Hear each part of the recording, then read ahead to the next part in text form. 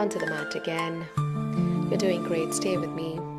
And we will end the set with a static isometric move to sum it all up onto the boat pose. Onto your sit bones.